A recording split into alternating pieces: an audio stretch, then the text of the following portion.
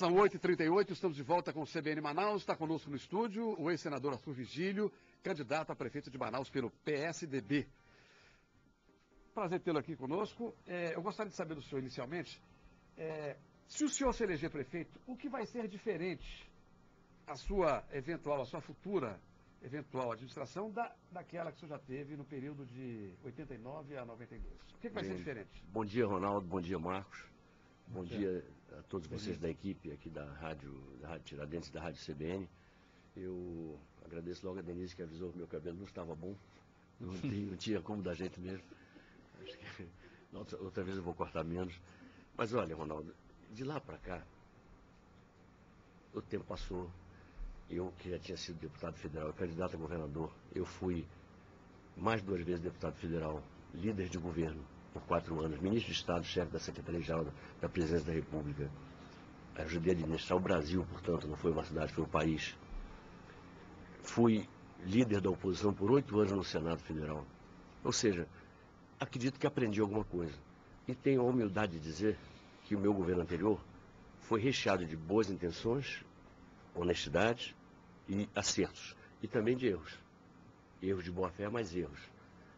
Dos quais eu me desculpo, porque eu quero desta vez fazer exatamente o melhor com a maturidade que faz parte da minha vivência, do meu sofrimento, de tudo que eu já passei.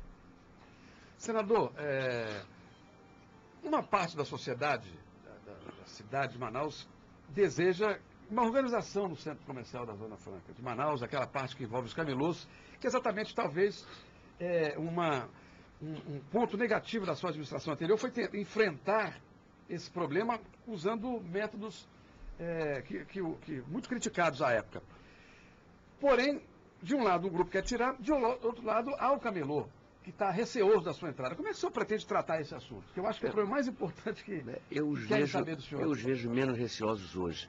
Porque acontece que nós fizemos uma pesquisa do Ibope à época e 84% da população queria aquilo e aprovou a retirada dos camelôs, que era necessária em função da queda da arrecadação do município, porque comerciantes que não tinham tanto escrúpulo colocavam camelôs nas ruas, sem cobertura previdenciária, explorando esses camelôs, esses ambulantes, e colocavam eles sem cobertura trabalhista também, e eles não tinham direito a ficar doentes. Enfim, muito bem. Mas o governo Collor proporcionou uma queda ao país de 5 pontos no produto interno bruto num ano só. E a inflação era de 26% ao mês. Era insuportável aquela situação. Eu estava numa situação limite. Ou eu tomava uma atitude, ou não podia mais investir em educação, em saúde, em saneamento, em nada demais. Depois, aconteceu aquele jogo político, aquela luta política, depois que eu saí da prefeitura, e houve muita tentativa de demonizar aquele gesto, foi um gesto de governo. Mas eu já, pelos excessos praticados não por mim, porque eu demiti todos os guardas municipais que praticaram violências ou furtos de mercadorias, eu já me desculpei muitas vezes, de maneira muito humilde por isso, puni quem fez os malfeitos. Agora, tocar a vida para frente. Mas o que eu vou dizer a você é que o centro vai ser reorganizado, com toda certeza. Nós vamos fazer de maneira democrática, de maneira consensual. A minha ideia é retomar a Praça General Osório. Quando eu digo retomar, é através de uma negociação muito correta com o Exército, ter uma praça de esporte lá. E lá se fazia uma estação de ônibus, porque a da Matriz está esgotada. Fazer uma estação de ônibus, eu quero tirar do papel o BRT, aquele Bus Rapid Transit, é o sistema que me parece o mais barato, o mais adequado para a cidade. O governador Omar Aziz já anuncia um outro sistema. Acho que os dois devem se integrar e se integrar também ao sistema convencional. E lá na General Osório, daria para se pensar num camelódromo atrelado à estação de transportes coletivos. Por ali passam os passageiros e passam os consumidores dos produtos vendidos pelos ambulantes. É uma solução que eu vejo muito boa. Agora é uma determinação revitalizar o centro, por onde passam 300 mil pessoas dia. É uma coisa terrível. Nós temos que fazer daquilo um cartão postal, mexer na fiação elétrica, pintar as fachadas, transformar aquilo. Eu acabei de vir de Portugal, estive lá com você, foi uma honra muito grande te receber lá. Nós temos que fazer daquilo, de Manaus, uma cidade portuguesa outra vez, uma cidade bonita, com aqueles azulejos, enfim. Eu vou fazer o que for preciso para fazer do centro um cartão postal. Senador, porque o título é vitalício, né?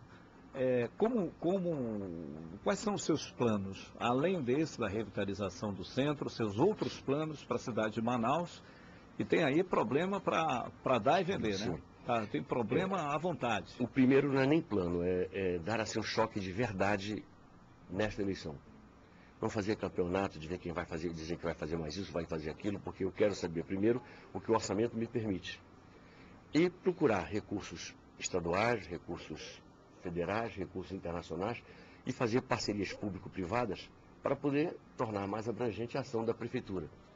Aquilo que interessar a iniciativa privada, por exemplo, traz o empresário que aproveita a infraestrutura montada por nós para ganhar o dinheiro dele, ele investindo em negócios que vão gerar emprego, vão gerar renda, vão gerar impostos. Eu diria, Marcos, que nós temos que pegar algumas coisas que são centrais. Sem nenhum prejuízo da preocupação com educação. E aí eu centro em 2 pontos. Excelência em matemática e português. Quem aprende matemática e português aprende tudo depois. Saúde. Dá uma examinada no que nós temos de aparato físico para depois ver o que precisa construir, não sair construindo à toa, e fazer funcionar adequadamente e bem aquilo que se receba do atual prefeito. Sem prejuízo dessas tradicionais e importantes secretarias, aumentar a importância do Implurb, do IMTT, triplicar o Implurb, por exemplo, triplicar a Covisa, porque são peças estratégicas para o governo que pretende realizar. E mais, uma novidade, está na hora de a prefeitura fazer a sua parte na segurança pública.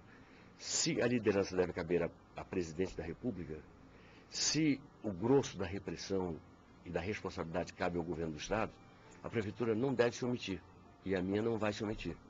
Nós vamos criar a Secretaria Municipal de Segurança Pública, em acordo com o governador do Estado, para, por exemplo, termos uma guarda municipal muito bem preparada, muito bem treinada, que seja capaz de tomar conta das praças públicas, das portas de escola, e entrar em enfrentamento claro com os traficantes. Nós não vamos permitir, a nossa missão não, que traficantes desagreguem famílias, liquidem futuro de pessoas que podem ser brilhantemente o futuro do Amazonas, impunemente. Nós vamos estar prontos para cumprir a nossa parte. E poder dizer mais, nós vamos fazer uma ênfase muito grande na defesa da Zona Franca de Manaus. A prefeitura depende disso. Estamos lendo nos jornais notícias muito preocupantes em relação à Zona Franca de Manaus. Eu fui um prefeito muito atuante na defesa da Zona Franca e vou ser um prefeito muito atuante dessa vez, com muito mais consciência, muito mais consequência em defesa da Zona Franca de Manaus. Mobilizando parlamentares, ajudando parlamentares, procurando reunir todos os dados, procurando discutir com técnicos do governo federal, procurando auxiliar e assessorar o governador do estado nesse campo, mas perceber que nós temos que ser bastante firmes na defesa da galinha dos ovos de ouro que nos sustenta até hoje.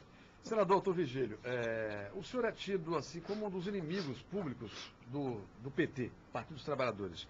Se o senhor se eleger, quer dizer, em tese teria uma dificuldade de relação com a presidente Dilma Rousseff. Como é que você vai se comportar nesse aspecto aí? Como é que você vai buscar esse relacionamento? Não, primeiro eu não vejo esse problema porque eu não tenho nenhum administrador do PSDB que se queixe da presidente Dilma, nenhum mesmo. Estava vendo outro dia o governador de Alagoas, Teotônio Vilela, que é um querido amigo, foi meu colega de Senado, dizendo que tinha que agradecer a ela pelo número enorme de convênios que ela tem celebrado com ele. O governador Geraldo Alckmin não pode ter queixas. Tirou daqui os tablets, não é? E o pessoal aqui aliado, tirou daqui os tablets, está talvez tirando a Coca-Cola, com os condensados de refrigerantes, talvez tire daqui Videolar e esses fabricantes de DVD, enfim, graças à forma como estão deixando passar na PEC da música, quase que sem resistência. O exército inimigo está avançando e o pessoal não levanta os braços para lutar, então está passando quase que sem resistência. E eu diria, olha, se ela é inimiga do Geraldo Alckmin, eu não sei o que ela não faz por um amigo. Então eu estou imaginando que ela gosta muito de Tucano. E eu vou me dar com ela com muito respeito. No momento em que eu me elejo prefeito de Manaus, eu simplesmente digo, olha, agora é administrar. Não tem que ficar criticando o governo dela. Vai lá pedir audiência para ela e vai lá conversar sem dúvida alguma. E mais, deu o dinheiro para a obra, convidá-la para inaugurar a obra, estar ao lado dela, prestigiá-la, e, enfim, trabalhar com muita justeza, com muita lealdade, porque eu não sou de esconder o mérito de ninguém, reconheço o mérito de adversários, vou reconhecer tudo de bom que encontrar dos ex-prefeitos, eu vou me preocupar muito pouco ficar apontando defeitos, vou simplesmente procurar fazer um bom governo para Manaus. E mais, nós temos quase 900 prefeituras do PSDB que deverão eleger 1.000, mais de 1.000 nesta eleição. Imagine se a presidente fosse dar o trabalho de perseguir 1.000 prefeitos. Seria uma crueldade com as populações. Ela não faria isso, não fará isso com Manaus. Então é falso alguém dizer que o fato de eu ter sido líder, e fui um líder combativo, como era de meu dever. Como é dever dos senadores atuais serem combativos na defesa da Zona Franca de Manaus. É dever. Imagine se isso aí significa a presidente não me respeitar. Eu respeito, por exemplo, o passado dela. Não concordo com a luta armada que ela praticou. Eu preferi, sou da geração dela, preferi não pegar em armas e trabalhar a organização da sociedade com vistas a eleições diretas, a redemocratização do país. Ela preferiu corajosamente também a luta armada. Se havia divergência de métodos, eu acredito que há um grande respeito mútuo, porque nem ela se omitiu naquele episódio do golpe de 64, nem eu me omiti. Ela do jeito dela, eu do meu jeito. Ela sonhando com uma revolução socialista, eu sonhando com a redemocratização do país, tal como o país hoje está redemocratizado. O prefeito, quem ganhar essa eleição, será o prefeito da Copa do Mundo em Manaus. Tem alguma coisa específica para a Copa no seu plano? Sem dúvida alguma, nós temos que tirar do papel o BRT, por exemplo. Nós não podemos continuar com o BRT no papel. Nós não podemos continuar com... Tem coisas que não dependem do prefeito.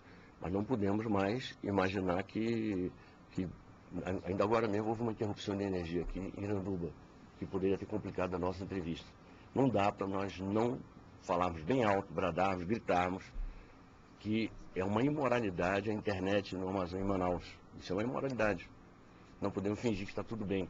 Nós não estamos com a mobilidade urbana bem realizada, nós não estamos bem de capacidade hoteleira, nós não estamos com as nossas obras em bom andamento, estamos atrasados em relação a outros centros do país e atrasados, portanto, em relação ao que podemos oferecer para os nossos visitantes. A segurança me preocupa, nós queremos fazer uma boa demonstração para o exterior e não uma demonstração de fragilidade, ou seja, bilhões de pessoas vão ver Manaus nos jogos que vão ser realizados aqui.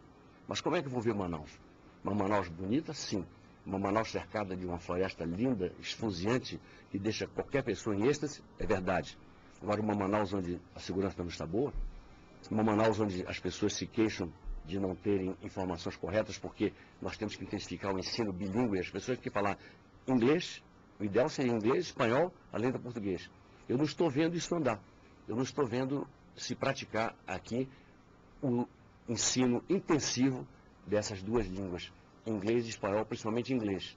Sem isso, nós não vamos fazer a comunicação entre taxistas, por exemplo, e turistas. Tem muitas providências. Umas dizem respeito diretamente à prefeitura, vamos partir para agilizá-las. Outras dizem respeito a outras esferas de poder, nós vamos então ficar fustigando, beliscando, apertando, e esse também é o dever do prefeito atento da cidade de Manaus. Ô, senador Arthur Virgílio, como é que o senhor pretende fazer a limpeza da cidade do transporte irregular, o transporte executivo, alternativo, esse transporte clandestino, mototaxistas? Como é que você vai se relacionar com esse problema? Antes de mais nada, Ronaldo, você tem um ponto. Agora eu me purguei de erros que cometi na minha gestão anterior. Mas tem algo de que me orgulho muito na gestão anterior. Eu peguei a pior frota do país, entreguei para o sucessor a segunda melhor frota do país. Fizemos uma revolução no transporte coletivo à época. E eu aprendi uma coisa.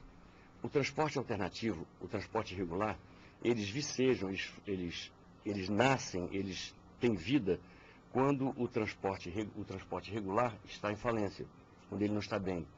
Quando você dá jeito nele, imediatamente as pessoas passam a confiar no sistema e passam a procurá-lo.